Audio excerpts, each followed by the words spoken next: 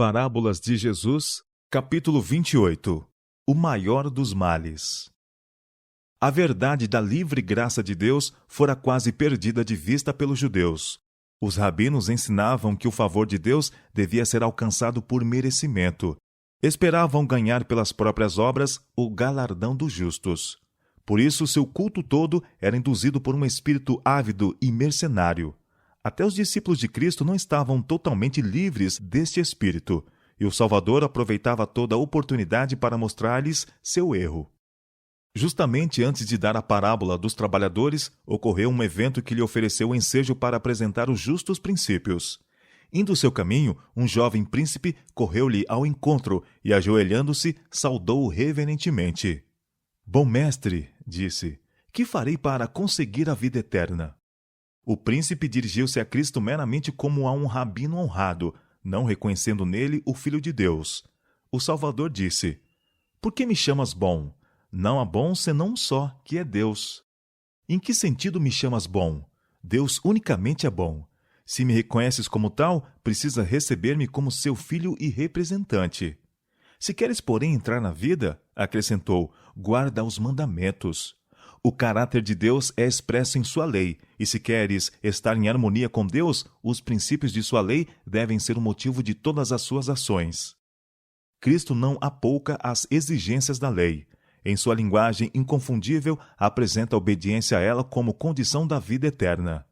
A mesma condição requerida de Adão antes da queda. O Senhor não espera agora menos da alma do que esperava do homem no paraíso. Obediência perfeita, justiça irrepreensível. A exigência sob o pacto da graça é tão ampla quanto os requisitos ditados no Éden. A harmonia com a lei de Deus, que é santa, justa e boa. As palavras: "guarda os mandamentos." O jovem respondeu: "Quais?" Supôs que fossem alguns preceitos cerimoniais, mas Cristo falava da lei dada no Sinai. Mencionou diversos mandamentos da segunda tábua do Decálogo, e resumiu-os todos no preceito: "Amarás o teu próximo como a ti mesmo." O jovem respondeu sem hesitação: "Tudo isso tenho guardado desde a minha mocidade. Que me falta ainda?" Sua compreensão da lei era externa e superficial. Julgado segundo o padrão mundo, preservava caráter irrepreensível. Em grande parte, sua vida exterior fora isenta de culpa. Deveras, pensara que sua obediência fora sem falha. Contudo, tinha um receio íntimo de que nem tudo estava direito entre sua alma e Deus. Isto originou a pergunta: "Que me falta ainda?" "Se queres ser perfeito", disse Cristo, "vai, vende tudo o que tendes e dá aos pobres, e terás um tesouro no céu. E vem e segue-me." E o mancebo, ouvindo estas palavras, retirou-se triste, porque possuía muitas propriedades. O amante de si mesmo é transgressor da lei. Isto quis Jesus revelar ao jovem e submeteu-o a uma prova de modo tal que manifestaria o egoísmo de seu coração. Mostrou-lhe a nódoa do caráter. O jovem não desejou mais esclarecimento. Nutrira na alma um ídolo. O mundo era seu Deus. Professava ter guardado os mandamentos, porém estava destituído do princípio, que é o próprio espírito e vida de todos eles. Não possuía verdadeiro amor a Deus e ao homem. Esta falta era a carência de tudo quanto o qualificara para entrar no reino do céu.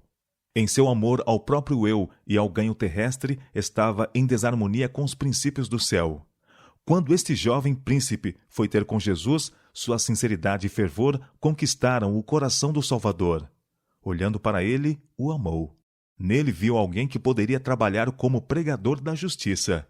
Teria recebido este jovem talentoso e nobre tão prontamente como receber os pobres pescadores que o seguiam. Se devotasse sua aptidão à obra de salvar almas, poderia tornar-se obreiro diligente e bem-sucedido para Cristo. Precisava, porém, aceitar primeiramente as condições do discipulado. Precisava entregar-se a Deus sem reservas. Ao convite do Salvador, João, Pedro, Mateus e seus companheiros, deixando tudo, levantaram-se e o seguiram. Era requerido a mesma consagração do jovem príncipe, e nisto Cristo não pediu maior sacrifício do que ele próprio fizera. Sendo rico, por amor de vós, se fez pobre, para que pela sua pobreza enriquecesseis. 2 Coríntios capítulo 8, verso 9. O jovem tinha somente que seguir aonde Cristo o precedera. Cristo contemplou o moço e anelou sua alma. Desejava enviá-lo como mensageiro de bênçãos aos homens. Em vez daquilo que fora convidado a renunciar, Cristo lhe ofereceu o privilégio de sua companhia. Segue-me, disse. Este privilégio foi considerado uma alegria por Pedro, Tiago e João. O próprio jovem olhava a Cristo com admiração. Seu coração foi atraído ao Salvador. Não estava, porém, pronto para aceitar seu princípio de abnegação. Preferiu suas riquezas a Cristo. Desejava a vida eterna, mas não queria receber na alma aquele amor desinteressado que somente é vida, e com um coração triste saiu da presença de Cristo. Quando o jovem se retirou, Jesus disse aos discípulos: quão dificilmente entrarão no reino de Deus os que têm riquezas. Estas palavras surpreenderam os discípulos. Haviam sido ensinados a considerar os ricos favorecidos do céu. Poder e riquezas mundanas eles mesmos esperavam receber no reino do Messias. Se os ricos não entrassem no reino, que esperança poderia haver para os demais homens? Cristo, tornando a falar, disse-lhes: Filhos, como é difícil para que os que confiam nas riquezas entrar no reino de Deus. É mais fácil passar um camelo pelo fundo de uma agulha do que entrar um rico no reino de Deus. E eles admiravam-se ainda mais. Agora reconheceram que também eles estavam incluídos na solene advertência. À luz das palavras do Salvador, seu oculto anelo pelo poder e pelas riquezas foi revelado. Com maus presságios quanto a si mesmos, exclamaram: Quem poderá, pois, salvar-se? Jesus, porém, olhando para eles, disse: Para os homens é impossível, mas não para Deus, porque para Deus todas as coisas são possíveis. Um rico, como tal, não pode entrar no céu. Sua riqueza não lhe outorga direito à herança dos santos na luz. Somente pela graça imerecida de Cristo pode alguém ter entrada na cidade de Deus. As palavras do Espírito são dirigidas tanto aos ricos como aos pobres. Não sois de vós mesmos, porque fostes comprados por bom preço. 1 Coríntios capítulo 6, versos 19 e 20. Quando os homens crerem isto, considerarão suas posses um legado para ser usado como Deus dirigir, para a salvação dos perdidos e conforto dos sofredores e pobres. Para o homem isto é impossível, porque o coração se apega às posses terrenas. A alma presa ao serviço de Mamon está surda ao clamor da necessidade humana. Para Deus, todas as coisas são possíveis, porém. Contemplando o imaculado amor de Cristo, o coração egoísta se enternecerá e será subjugado. Como o fariseu Saulo, o rico será induzido a dizer: O que para mim era ganho, reputei-o perda por Cristo. E na verdade tenho também por perda todas as coisas, pela excelência do conhecimento de Cristo Jesus, meu Senhor. Filipenses capítulo 3, versos 7 e 8. Então nada reputarão seu. Jubilarão por considerarem-se mordomos da múltipla graça de Deus e, por sua causa, servos de todos os homens. Pedro foi o primeiro a reanimar-se da íntima convicção operada pelas palavras do Salvador. Pensou com satisfação no que ele e seus irmãos renunciaram por Cristo. Eis que, disse ele, nós deixamos tudo e te seguimos. Lembrando-se da promessa condicional ao jovem príncipe, terás um tesouro no céu, perguntou o que ele e seus companheiros receberiam como recompensa por seu sacrifício. A resposta do Salvador comoveu o coração daqueles pescadores galileus. Cristo mencionou honras que ultrapassavam seus mais altos sonhos. Em verdade vos digo que vós, que me seguistes, quando na regeneração o Filho do Homem se assentar no trono da sua glória, também vós assentareis sobre 12 tronos, para julgar as 12 tribos de Israel. E acrescentou: Ninguém há que tenha deixado casa, ou irmãos ou irmãs, ou pai ou mãe, ou mulher ou filhos, ou campos, por amor de mim e do Evangelho, que não receba 100 vezes tanto, já neste tempo, em casas, irmãos e irmãs, e mães e filhos, e campos, com perseguições, e no século futuro, a vida eterna. Mas a pergunta de Pedro, que receberemos, revelou um espírito que, não corrigido, incapacitaria os discípulos para serem mensageiros de Cristo, porque era espírito de mercenário. Embora houvessem sido atraídos pelo amor de Jesus, os discípulos não estavam completamente livres do farisaísmo. Ainda trabalhavam com o pensamento de merecer recompensa proporcional ao seu labor. Nutriam um espírito de exaltação e complacência próprias e faziam distinções entre si. Se algum deles falhava em qualquer pormenor, os outros nutriam sentimentos de superioridade. Para que os discípulos não perdessem de vista os princípios do Evangelho, Cristo lhes narrou uma parábola ilustrativa da maneira como Deus procede com seus servos e o espírito com que deseja que trabalhem para ele. O reino dos céus, disse ele, é semelhante a um homem, pai de família, que saiu de madrugada a assalariar trabalhadores para sua vinha. Era costume que os homens que procuravam trabalho esperassem nas praças, e lá iam os empreiteiros procurar servos. O homem da parábola é apresentado como indo a diferentes horas contratar operários. Os assalariados, nas primeiras horas, concordaram em trabalhar por uma soma combinada. Os assalariados, mais tarde, deixaram seu salário à discrição do pai de família. Aproximando-se a noite, diz o senhor da vinha ao seu mordomo: chama os trabalhadores, pagai-lhes o jornal, começando pelos derradeiros até os primeiros. E chegando os que tinham ido perto da hora 1/10, receberam 1 dinheiro cada um. Vindo, porém, os primeiros, cuidaram que haviam de receber mais, mas do mesmo modo receberam 1 dinheiro cada um. O procedimento do pai de família com os trabalhadores em sua vinha representa o de Deus com a família humana. É contrário aos costumes que prevalecem entre os homens. Nos negócios humanos, a compensação é dada de acordo com o trabalho executado. O trabalhador espera que lhe seja pago somente aquilo que ganhou, mas na parábola, Cristo estava ilustrando os princípios de seu reino, um reino não deste mundo. Ele não é regido por qualquer norma humana, diz o Senhor. Porque os meus pensamentos não são os vossos pensamentos, nem os vossos caminhos os meus caminhos. Porque assim como os céus são mais altos do que a terra, assim os meus caminhos são mais altos que os vossos caminhos, e os meus pensamentos mais altos que os vossos pensamentos. Isaías capítulo 55, versos 8 e 9. Na parábola, os primeiros obreiros concordaram em trabalhar por uma soma estipulada e receberam a quantia especificada, nada mais. Os assalariados, mais tarde, creram na promessa do mestre: dar-vos-ei o que for justo. Mostraram confiança nele, nada perguntando a respeito do salário. Confiaram em sua justiça e equidade. Foram recompensados não de acordo com o que trabalharam, mas segundo a generosidade do pai de família. Assim deseja Deus que confiemos nele, que justifica o ímpio. Seu galardão é dado não proporcionalmente ao nosso mérito, mas conforme seu propósito que fez em Cristo Jesus, nosso Senhor. Não pelas obras de justiça que houvéssemos feito, mas segundo a sua misericórdia nos salvou. Efésios capítulo 3, verso 11 e Tito capítulo 3, verso 5. E aos que nele confiam fará muito mais abundantemente, além daquilo que pedimos ou pensamos. Efésios capítulo 3, verso 20.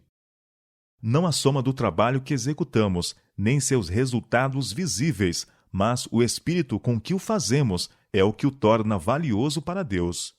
Os que foram à vinha a 1/10 hora estavam gratos pela oportunidade de trabalhar. Seu coração estava cheio de gratidão àquele que os recebera. E quando no fim do dia o pai de família lhes pagou uma jornada completa, ficaram muito surpreendidos. Sabiam que não mereciam tal recompensa. E a bondade expressa no semblante de seu amo encheu-os de júbilo. Jamais olvidaram a benignidade do patrão, nem a generosa recompensa que receberam. Assim é com o pecador que, conhecendo sua indignidade, entrou na vinha do mestre a 1/10 hora. Seu tempo de serviço parece tão curto, sente que não merece recompensa. Porém, enche-se de alegria porque, sobretudo, Deus o aceitou. Labuta com espírito humilde e confiante, grato pelo privilégio de ser um cobreiro de Cristo. Deus se deleita em honrar este espírito. O Senhor deseja que descansemos nele sem pensar na medida do galardão. Quando Cristo habita na alma, o pensamento de remuneração não é supremo. Este não é o motivo impelente do nosso serviço. Verdade é que, no sentido secundário, devemos olhar a recompensa. Deus deseja que apreciemos as bênçãos prometidas, mas não que sejamos ávidos de remuneração. Nem sintamos que para cada serviço devamos receber compensação. Não devemos estar tão ansiosos de obter o galardão, como de fazer o que é justo, independentemente de todo o lucro. O amor a Deus e a nossos semelhantes deve ser o nosso motivo. Esta parábola não desculpa os que ouvem o primeiro chamado para o trabalho, mas negligenciam entrar na vinha do Senhor.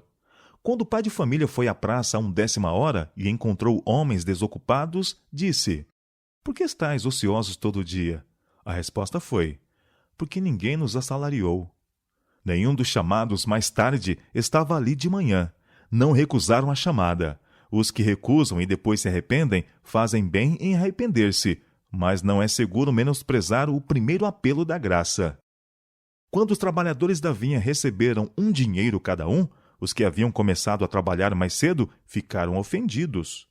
Não haviam labutado eles 12 horas? Arrazoaram entre si, e não era justo que recebessem mais do que os que trabalharam apenas 1 hora na parte mais amena do dia? Estes derradeiros trabalharam só 1 hora, disseram, e tu os igualaste conosco, que suportamos a fadiga e a calma do dia. Amigo, retrucou o pai de família a um deles, não te faço agravo. Não ajustaste tu comigo 1 dinheiro? Toma o que é teu e retira-te. Eu quero dar a este derradeiro tanto como a ti. Ou não me é lícito fazer o que quiser do que é meu? Ou é mal ao teu olho porque eu sou bom? Assim os derradeiros serão os primeiros, e os primeiros derradeiros, porque muitos serão chamados, mas poucos escolhidos. Os primeiros trabalhadores da parábola representam os que, por causa de seus serviços, reclamam preferência sobre os demais, empreendem sua obra com espírito de engrandecimento e não empregam nela abnegação e sacrifício. Podem haver professado servir a Deus toda a sua vida. Podem destacar-se em suportar agruras, privação e provas, e por isto pensam ter direito a grande remuneração. Pensam mais na recompensa que no privilégio de serem servos de Cristo. A seu parecer, suas labutas e sacrifícios conferem-lhes o direito de receber mais honras que os outros, e por não ser reconhecido esse direito, ficam ofendidos. Se tivessem trabalhado com espírito amável e confiante, continuariam a ser os primeiros. Mas sua disposição queixosa e lamuriante é dessemelhante da de Cristo e demonstra que são indignos de confiança. Revela seu desejo de exaltação própria, desconfiança de Deus e espírito ambicioso e de inveja para com os irmãos. A bondade e a liberalidade do Senhor lhes é motivo de murmuração. Assim demonstram não haver afinidade entre sua alma e Deus. Não conhecem a alegria da cooperação com o obreiro por excelência. Nada mais ofensivo há para Deus que este espírito acanhado e que cuida só de si. Não pode ele operar com os que manifestam tais predicados. São insensíveis à operação de seu espírito. Os judeus foram os primeiros a serem chamados para a vinha do Senhor, e por isso eram altivos e cheios de justiça própria. Cuidavam que seus longos anos de trabalho os titulavam para receber galardão maior do que os outros. Nada lhes foi mais exasperante do que uma insinuação de que os gentios deveriam ser admitidos aos mesmos privilégios que eles nas coisas de Deus. Cristo advertiu os discípulos que primeiro foram chamados a segui-lo a que não acariciassem o mesmo mal. Viu que o espírito de justiça própria seria a causa da debilidade e maldição da igreja. Os homens pensariam que poderiam fazer alguma coisa para obter lugar no reino dos céus. Imaginariam que, quando tivessem feito certos progressos, o Senhor viria para auxiliá-los. Assim, haveria abundância do próprio eu e pouco de Jesus. Muitos que houvessem progredido um pouco se jactariam e considerariam superiores a outros. Seriam ávidos de lisonjas, invejosos se não fossem tidos por mais importantes. Cristo procurou proteger seus discípulos contra este perigo. Não é cabível o vangloriar-nos de algum mérito. Não se glorie o sábio na sua sabedoria, nem se glorie o forte na sua força. Não se glorie o rico nas suas riquezas. Mas o que se gloriar, glorie-se nisto, em me conhecer e saber que eu sou o Senhor, que faço beneficência, juízo e justiça na terra, porque destas coisas me agrado, diz o Senhor. Jeremias capítulo 9, versos 23 e 24. A recompensa não é pelas obras, para que ninguém se glorie, mas pela graça. Que diremos, pois, ter alcançado Abraão, nosso pai segundo a carne? porque se Abraão foi justificado pelas obras, tem de que se gloriar, mas não diante de Deus. Pois que diz a Escritura? Creu Abraão a Deus, e isso lhe foi imputado como justiça. Ora, aquele que faz qualquer obra não lhe é imputado galardão segundo a graça, mas segundo a dívida. Mas aquele que não pratica, mas crê naquele que justifica o ímpio, a sua fé lhe é imputada como justiça. Romanos capítulo 4, versos 1 a 5. Portanto, não há ocasião de alguém se gloriar sobre outro, ou de murmurar. Ninguém é mais privilegiado do que o outro, nem pode alguém reclamar o galardão como um direito. O primeiro e o último devem ser participantes do grande galardão eterno, e o primeiro deve dar alegremente as boas-vindas ao último. Aquele que inveja o galardão de outro, esquece que ele mesmo é salvo unicamente pela graça. A parábola dos trabalhadores reprova toda ambição e suspeita. O amor regozija-se na verdade e não estabelece comparações invejosas. Quem possui amor compara somente seu próprio caráter imperfeito com a amabilidade de Cristo. Esta parábola é uma advertência a todos os obreiros que, embora longos seus serviços, embora fartas as labutas, estão sem amor aos irmãos e sem humildade perante Deus. Não há religião na entronização do próprio eu. Aquele cujo alvo é a glorificação própria se encontrará destituído daquela graça que somente pode torná-lo eficiente no serviço de Cristo. Quando é tolerado o orgulho e a complacência própria, a obra é arruinada. Não é a duração do tempo que labutamos, mas a voluntariedade e fidelidade em nosso trabalho que o torna aceitável a Deus. É requerida uma renúncia completa do próprio eu em todo o nosso serviço. O menor dever feito com sinceridade e desinteresse é mais agradável a Deus que a maior obra quando manchada pelo egoísmo. Ele olha para ver quanto nutrimos do Espírito de Cristo e quanto nosso trabalho revela da semelhança de Cristo. Considera mais o amor e a fidelidade com que trabalhamos do que a quantidade que fazemos. Somente quando o egoísmo estiver morto, banida a contenda pela supremacia, o coração repleto de gratidão e o amor houver tornado fragrante a vida, somente então Cristo nos está habitando na alma e somos reconhecidos como coobreiros de Deus. Por mais probante que seja a labuta, os verdadeiros obreiros não a consideram fadiga.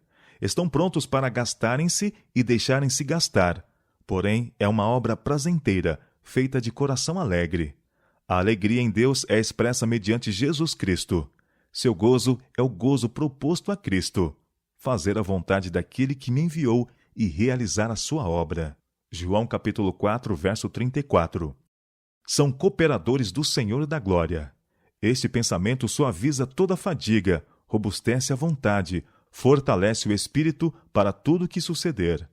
Trabalhando com coração isento de egoísmo, enobrecidos por serem participantes dos sofrimentos de Cristo, partilhando de suas simpatias e colaborando com ele em seu labor, ajudam a intensificar a sua alegria e a acrescentar honra e louvor ao seu nome exaltado. Este é o espírito de todo serviço verdadeiro para Deus. Pela falta do mesmo, muitos que aparentam ser os primeiros se tornarão os últimos, enquanto que os que o possuem, embora considerados os últimos, se tornarão os primeiros. Muitos há que se entregam a Cristo, todavia não veem oportunidade de realizar grande obra ou fazer grandes sacrifícios em seu serviço. Estes podem achar conforto no pensamento de que não é necessariamente a abnegação do Marte que é mais aceitável a Deus. Pode ser que o missionário que enfrente diariamente o perigo e a morte não tome a mais elevada posição nos registros do céu.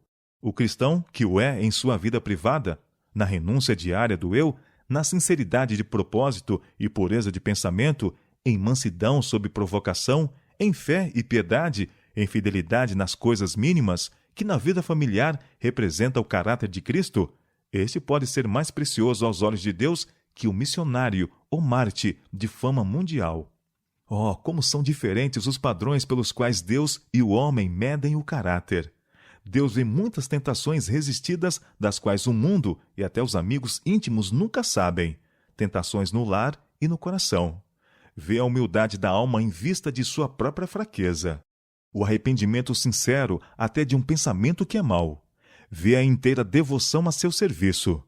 Anotou as horas de duros combates com o próprio eu, combates que trouxeram vitória. Tudo isto os anjos e Deus sabem. O memorial está escrito diante dele, para os que temem ao Senhor e para os que se lembram do seu nome. O segredo do êxito não é encontrado nem em nossa erudição, nem em nossa posição, nem em nosso número ou nos talentos a nós confiados, nem na vontade do homem. Cônscios de nossa deficiência, devemos contemplar a Cristo, e por ele, que é a força por excelência, a expressão máxima do pensamento, o voluntário e obediente obterá uma vitória após outra. E por mais breve que seja o nosso serviço, ou mais humilde nossa obra, se seguirmos a Cristo com fé singela, não seremos desapontados pelo galardão. Aquilo que o maior e mais sábio não pode alcançar, o mais débil e mais humilde receberá. Os portões áureos do céu não se abrem para os que se exaltam. Não são erguidos para os de espírito altivo. Os portais eternos abrir-se-ão ao trêmulo contato de uma criancinha. Abençoado será o galardão da graça para os que trabalham para Deus com simplicidade de fé e amor.